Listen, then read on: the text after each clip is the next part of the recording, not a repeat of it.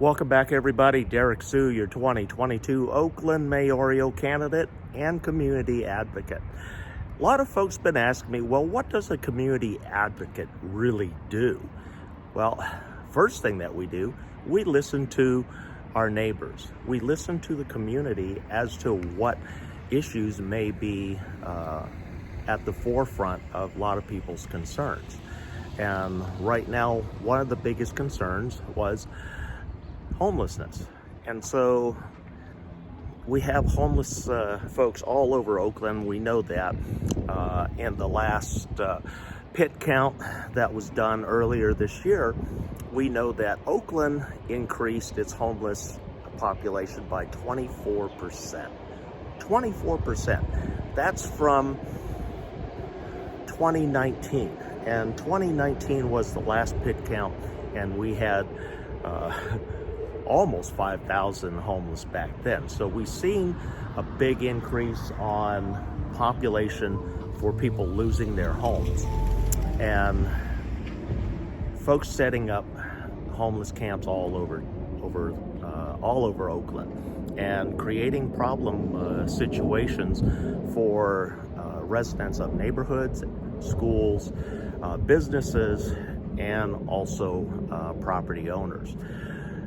And so with myself, I've worked with the city to encourage them to create sanctuary sites. And so I was the first sanctuary site here in the city of Oakland.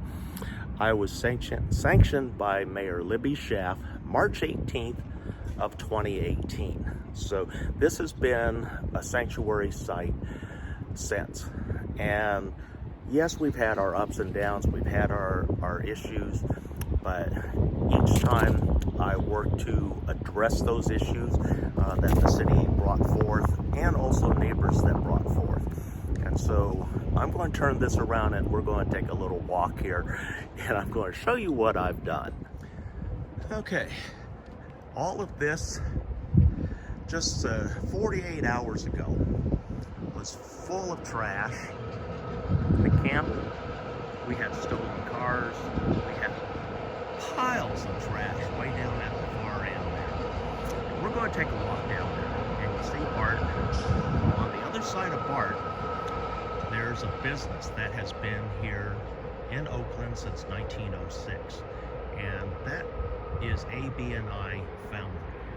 They've been around for a long time, and they're very much aware of the pollution and the toxins that they emit from their foundry work.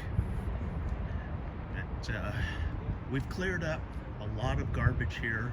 As you see, it's not exactly spotless, but it is far superior to what it used to be. And then we've removed all the little nuisances that previous shelter, the homeless shelters that were here, they created a real nuisance, and so we've reduced those nuisances and cleaned up the area. And so just 48 hours ago, this was packed with garbage and broken tents and all sorts of stuff. And so we've cleared this up. I'm keeping this clear right now for certain individuals. If they come out here, we interview them, we work with them in the interest of getting them into permanent supportive housing. And so there's our community refrigerator. We have the water jug.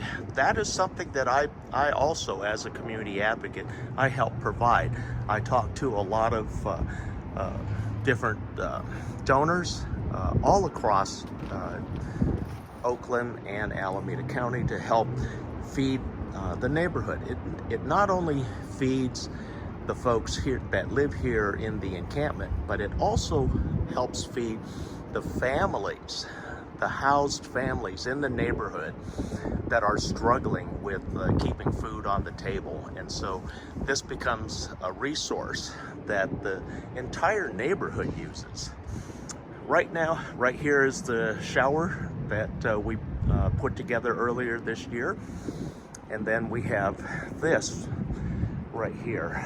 And that one there, when I tell folks that there are families and folks that literally throw some of their members out on the street, this is one of them. And it's because of drug addiction. And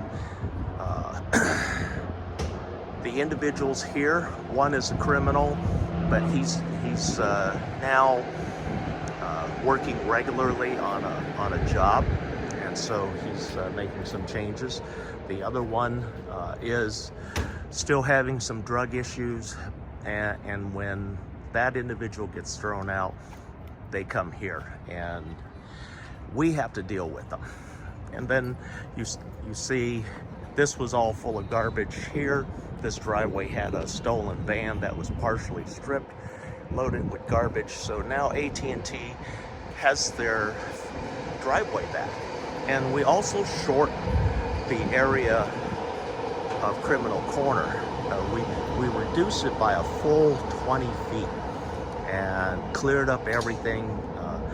The folks here have, and then we had a cleaning crew here on Friday that helped sweep and clean this up, but still there are toxins that are embedded in the concrete here that make living here, setting up a tent, unhealthy, because there are a lot of toxins. You can see the kind of a cover color on top, and you see the dirt. But one of the nice things is now we have an area for some of the newer folks that aren't causing problems to actually have a place to come to. And so we're working on housing. We're working on keeping our location blight-free and crime-free. So you see, this is a major difference just in 48 hours. And the part that really makes me happy is that I've had, in the last 48 hours, I've had nearly a dozen people come out from the neighborhood and thank me because they knew that I was working on this issue that has been brought up many times. And the businesses appreciate the work that I do. This is a recycler here, and at one point there would be so much garbage they couldn't get their trucks into this location, and so it became a problem. And then what I'm going to show you is one of the biggest things that I worked on with the community as a community advocate for a number of years. They tried to get AB&I Foundry across the street here closed. And the reason why it was not supported by the community is because of the toxins that they emitted from their smokestacks. And those smokestacks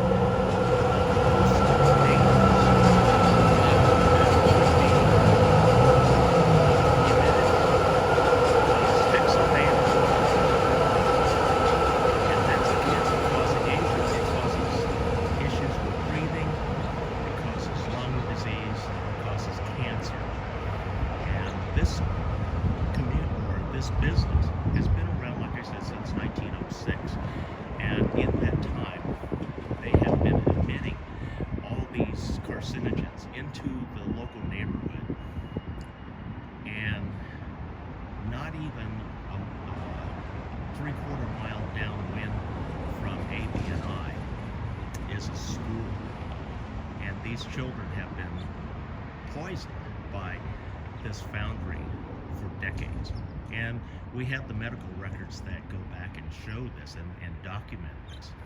And it was me working with the community and Rob Bonta's office that closed AB&I. We closed AB&I because we were able to prove all of their claims as false and as a lie. Previously, there were different rules that Bay Area Air Quality Management District was using. They would send out notices to AB&I and as to when they were going to be testing the air in the area. And so on those dates, what AB&I would do was just shut down operations so that there were no emissions and there was no records. I even had a visit from AB&I early on, and they tried to move myself and my camp. They didn't want to compensate us anyway. They just told us to get up and out of here. And I just said no. And you can't make us. And you put a hand on any of us, we'll have you arrested. So that's how we dealt with them in the past. But that's a community advocate. That's what a community advocate does. It talks to I talk to the community. I talk to the concerned citizens of the area that have to live here, that have to breathe these emissions, and have to live within all of these different situations. So we got AB&I closed, and they're already shut down, as you see. They're still doing cleanup right now. There's a big loader, a couple of loaders, and they're getting rid of all their inventory right now. They're going to be moving all the scrap cast iron to Texas, so that they're going to be making the cast iron in Texas, where the air quality regulations are far fewer and much more dangerous. So I wouldn't want to live in Texas, because I've been there and I've seen it's incredible what the difference is between California air regulation and Texas air quality regulations. And I'm amazed that there aren't more accidents and deaths in Texas. So as community advocate, I listen to you, the community, the residents, the people who pay the taxes of the city. I'm not a politician, never have been, never will be. I'm also the only candidate that I'm aware of making a serious run for political office that doesn't accept donations. Reason why I don't accept donations is because I consider them a bribe. In my line of work, counterterrorism, for years, I never took money that wasn't budgeted. I never took bribes. I didn't take incentives. I just didn't do it. And so one of my hesitations when I first started running for Oakland mayor, everybody said, well, how are you going to raise money? I said, I'm not. I'm going to be running on my performance. And that's the way all politicians should be judged and voted upon. Their performance. Do you agree with the performance that they did over the last 4 years or 8 years that satisfy your needs, the community needs, and the betterment of the community? So I work for the betterment of the community. I'm not a politician, never will be. And like I tell folks, I never accepted bribes when I was working counterterrorism. I'm not starting now. So win or lose, I'm not taking any political money. And you'll see some of the front-running politicians, they have $250,000, $300,000 to spend on their campaign. Well, that's because they haven't done anything. And in fact, the current city council, there are several members running for the same mayor's position. And I question whether anybody should be voting for them. The reason why is the failed EMP, encampment management policy, that was put in place by the front runners.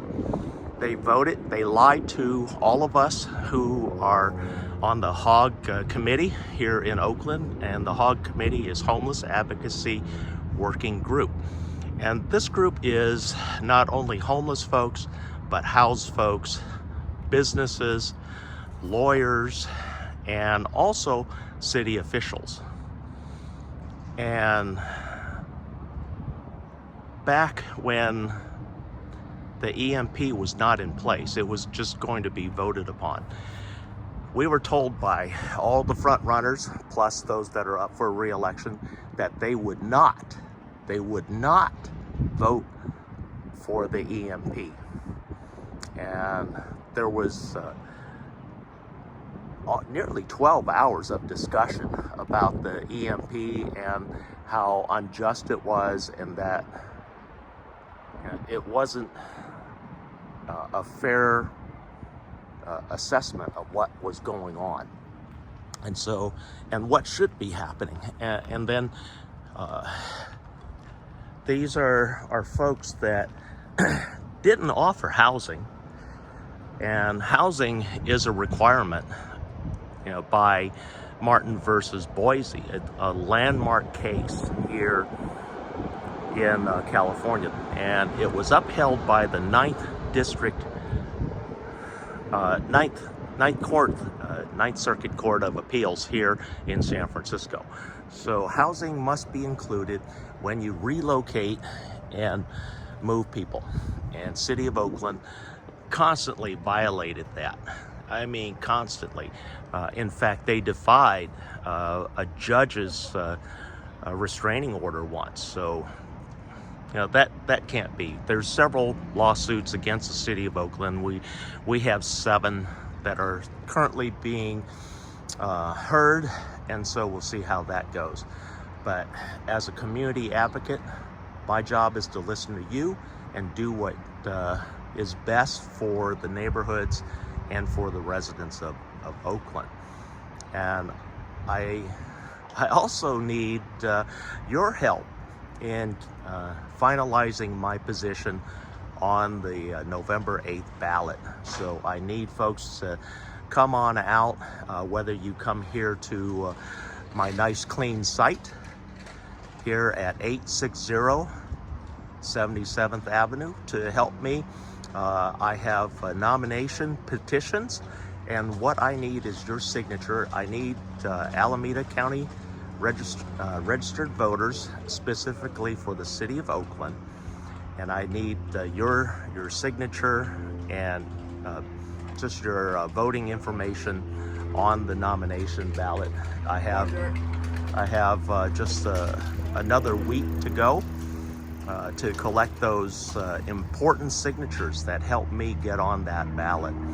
If the front runners, we know they're going to get on there, but then I need help if you want to see real change here in the City of Oakland, and the city that I love. I'm a 3rd generation Oaklander, born, raised East Oakland. In fact, I went to school, my first school in 1965 was Markham Elementary School on 73rd Avenue. Then when my family moved to the home at the top of 64th Avenue, I transferred to Burbank Elementary School at 64th Avenue and Majestic.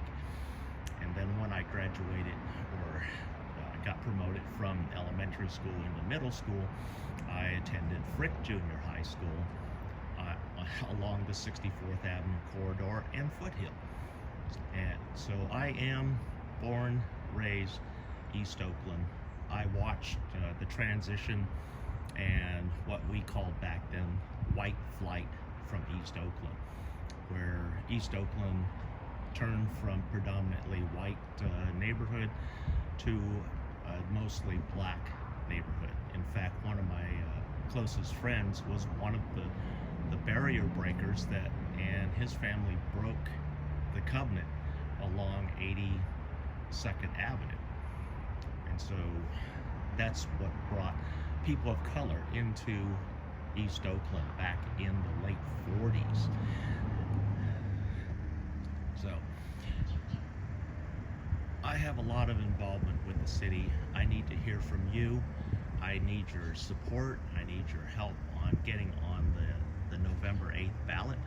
please come on down to 860 77th Avenue to sign my nomination petition. And I'll be out and about this week working on securing some more of those signatures also. On the 14th, I will be doing a cleanup in the Oakland Chinatown.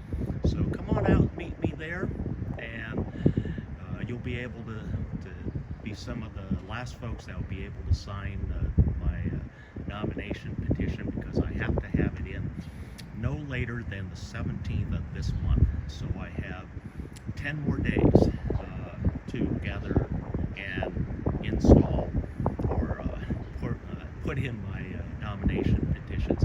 I need at least 50 registered voters, 50 registered Oakland voters to get on the November 8th ballot. Come on by, talk to me, let me know what your community concerns are so that we can start talking about solutions and dealing with those issues. Thanks for joining me today. We'll be right back.